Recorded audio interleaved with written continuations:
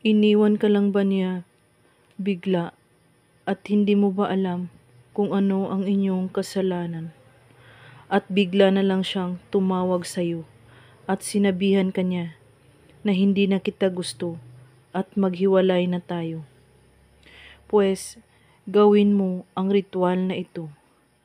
Gawin mo ito sa kanya ang ritual para siya ay iiyak sa'yo at makikiusap na balikan ka.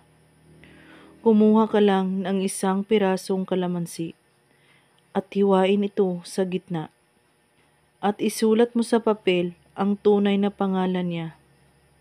At pagkatapos, ilagay ito sa kalahati ng kalamansi at lagyan mo ito ng cinnamon powder.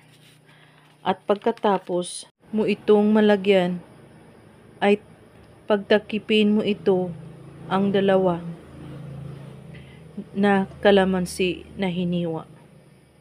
At usalin ito ng 3 beses.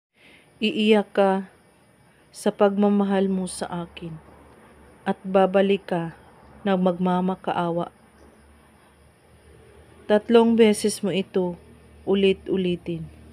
At pagkatapos, itago ito sa madilim na lugar na walang makakakita nito at huwag mo itong gagalawin kahit ito ay mabulok.